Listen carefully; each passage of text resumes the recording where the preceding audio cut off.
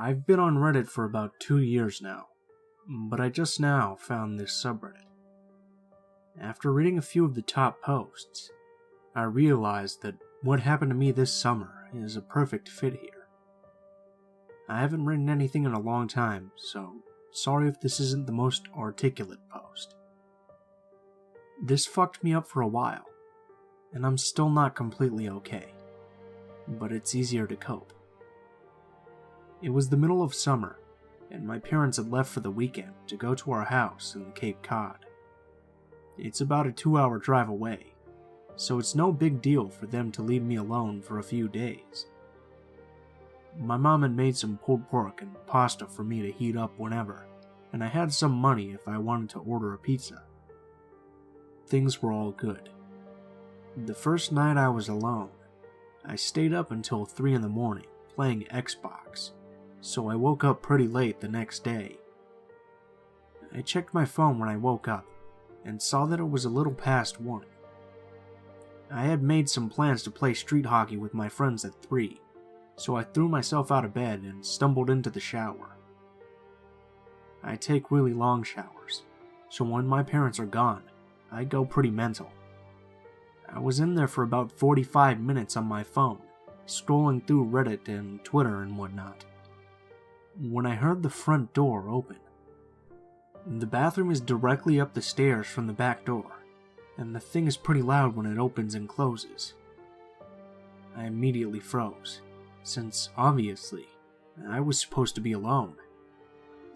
I waited for about 2 minutes, ears trained in, trying to hear anything else. Nothing. I figured it was just the wind, or maybe my parents were home early, so I turned off the shower, wrapped my towel around myself, and slowly walked down the stairs to check it out. So the stairs to the kitchen are pretty tight and walled in. I can't see into the kitchen when I walk down. Even though my house is old as shit, and each step on the stairs makes a super loud creak, I still took my time and tried to be as quiet as possible. I probably took around 45 seconds walking down all 12 of the stairs, so when I got to the second to last stair, right before I could see around the corner into the kitchen, I took a little breath to compose myself. In my mind, I knew I was being stupid. There obviously wasn't anything in the kitchen. There's no way I wouldn't have heard another noise, and there's no reason for them to still be in the kitchen, even if there were burglars or something in the house. After sort of mentally chastising myself for being such a wuss, I sort of chuckled to myself for being so stupid, and just normally walked the last 2 stairs and turned the corner into the kitchen. Standing about 2 feet away from me, in the middle of my kitchen, is a man staring straight at me, perfectly still, with a massive smile across his face, just staring at me. The thing I remember most vividly wasn't his face, or his smile, but his arms. They weren't just at his side. He held them in the strangest, most abnormal position I've ever seen.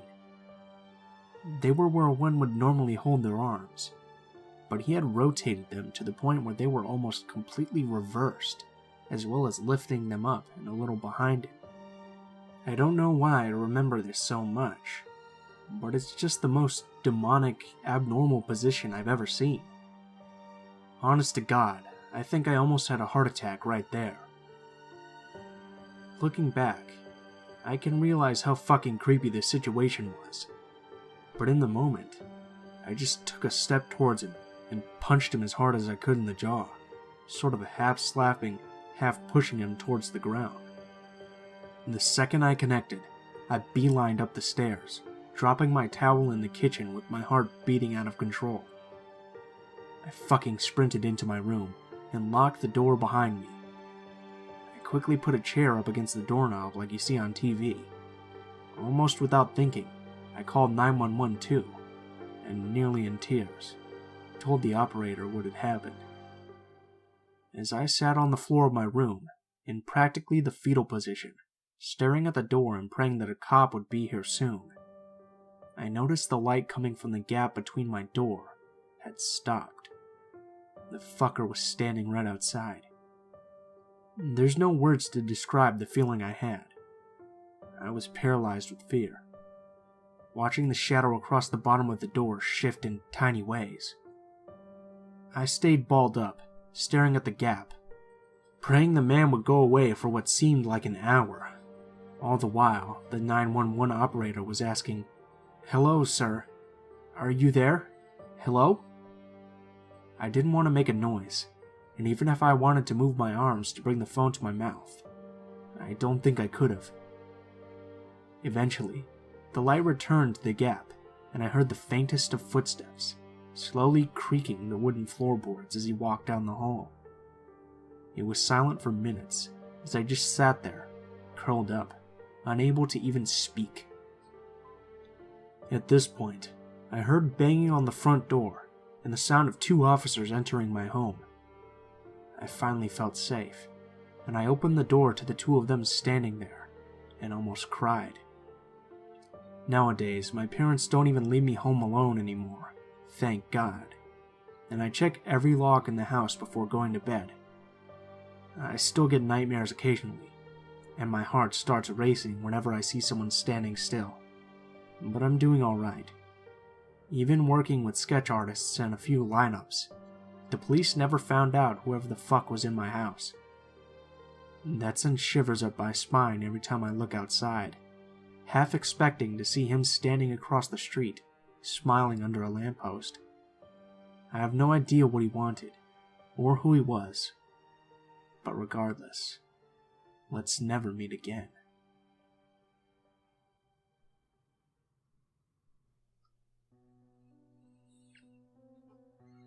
This happened a few years ago to me, when I was still living in my childhood home down in California. I had just inherited my family home, so my cousin decided to move in with my husband and I while she was attending college nearby. My cousin and I were both working at the Lego store at the time, but I only worked mornings, and my husband and cousin worked nights, so there were many nights where I was alone. A couple of weeks before this happened, I had been taking stuff out of my car when I realized a strange brown van with no back windows had parked across the street. As I put the stuff in the trunk, the man in the van started making weird noises at me. I turned to see if I could get a look at his face, but his black Giants baseball cap was pulled down really far. Thinking that he was just a creepy guy, I flipped him off and went back into the house. About 2 hours later, I went outside to go somewhere, and he was still parked across the street. Not thinking anything of it, I hopped in my car and headed to my friend's house. As I was driving, I looked into my rearview mirror and saw the same brown van following me. I turned on a whole bunch of streets, and he followed me down all of them. I turned onto the road that my father-in-law had lived on and parked, thinking if the guy tried anything, I could just run there and be safe. When I pulled over in front of my father-in-law's house, the van slowly drove by. I looked into the van, and the man put his hand into a gun position and pointed at me, then yelled "bang" really loudly. After that, he hauled ass and drove off. Now, I had always been a little leery of staying home alone. My house had always given me the creeps because of how poorly lit it was. When I was alone at night, I usually just stayed in the kitchen because of how bright it was. I was watching a TV show on my computer when all of a sudden, I hear a banging on the front door and the handle jiggling. It startled me for a moment until I looked at the time and saw it was around 10 p.m. and knew that my cousin was going to be coming home from work at about that time. I got up and opened the door, but nobody was on the porch. I shouted my cousin's name, but still no response. I called my cousin's cell, and immediately she was like, "Oh hey, I'm on the way home from work right now." Before I could say anything else, there were 3 extremely loud bangs on the door that connected the kitchen and the garage, and the knob was shaken violently. I slammed the front door closed, locked and chained it, and ran for my room. My aunt called me, while my cousin called the police, and I stayed under a blanket until my cousin arrived. When she came and got me, I was led outside to talk to police. I was trying to explain what had happened, but the officers alongside the back of my house were distracting me. I walked over to where they were, but not one of the officers held me back. They opened the gate and saw that the door to my garage, which we always leave locked, was wide open. All of the officers in the area pulled their guns and went into the garage, but nobody was in there. Afterwards, the police told me it was probably just some kids messing around, but if I ever got scared at home, to just call them and they'd send someone out. About a week later, I was watching something in my living room with my cousin and my husband. As I was passing by the window next to my front door, I realized there was a guy wearing the same baseball cap as the guy in the van, standing outside on the sidewalk and staring at the house. When he noticed me watching, he immediately locked eyes with me and slowly gave me the creepiest smile I had ever seen. I turned and yelled for my husband to go out there, but when I turned around, he was gone.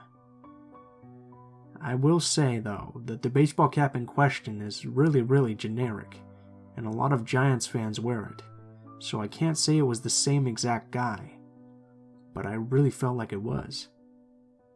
3 days after that, I was home alone at night again. I was on edge, but trying to ignore it, telling myself that I was going to be okay. I was baking cookies in the kitchen when I heard a knock at my sliding glass door. My whole body tensed up, and I slowly turned towards the door. The lights in the backyard were off, and the kitchen ones were on, so the glare on the window made it impossible to see if someone was outside. Everything was silent for a few seconds before someone banged on the door again. I screamed but felt paralyzed by fear. The person ran on the deck from the sliding glass door to the 2 windows in the living room and started knocking on them as well. They came back to the sliding glass door to knock and started trying to force open the door. I finally came to my senses at this point, grabbed my keys, and ran outside to my car. I locked myself in and dialed 911. We sold our house not too shortly after that. I still have a hard time staying at home alone, even though I'm 2 states away now.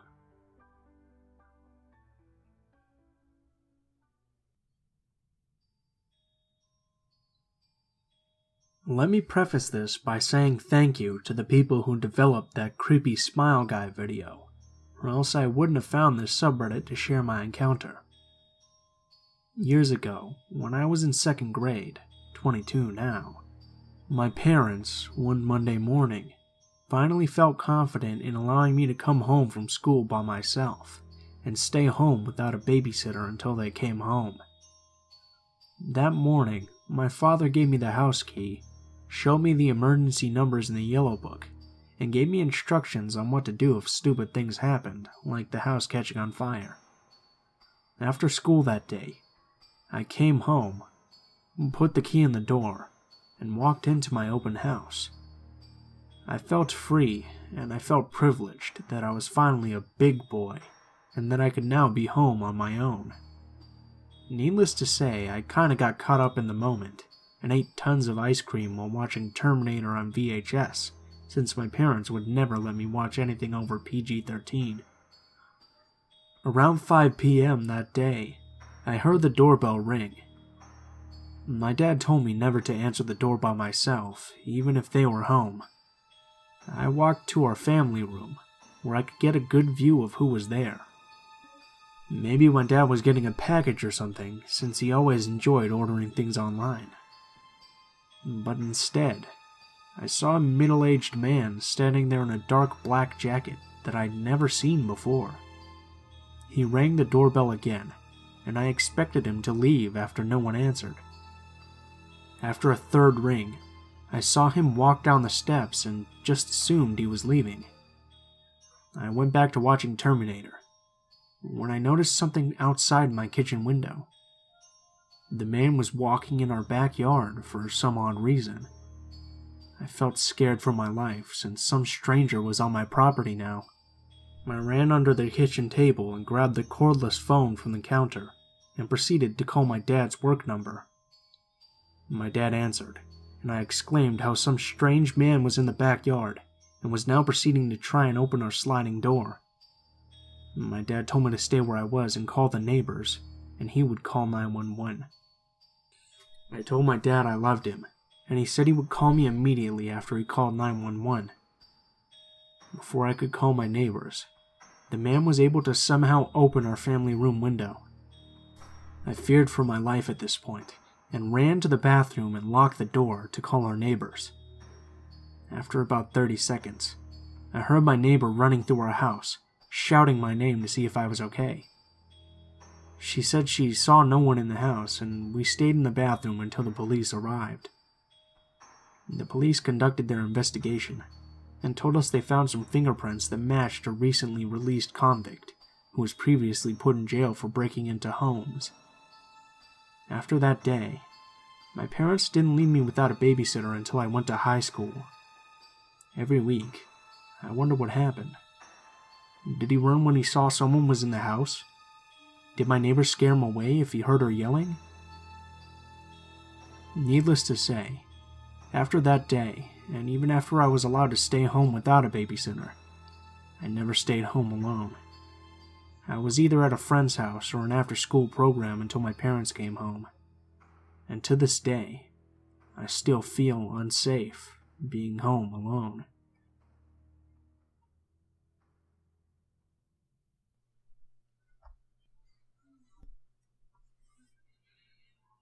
What's up, guys? Blue Spooky here, as always. I just wanted to thank you guys so much for watching, especially if you made it this far to the end. If you liked the video, please feel free to leave a comment, or leave a like if you feel so inclined. If you have any particular stories you'd like me to read, or any particular stories you'd like to send in, links to all of my social media will be in the description below, including my Gmail, Twitter, and Facebook. Go ahead and send me a message on any of those, and I'll try to get back to your message as soon as possible. If you do decide to send in a story, please feel free to include the name that you'd like me to credit you with in the description if I use that story, as well as any particular themes, if the story has any. If you have any constructive criticism, please feel free to leave it in the comments below, as I'm always looking for new ways to improve the channel. Thank you guys so much for watching, and I hope you guys have a great day.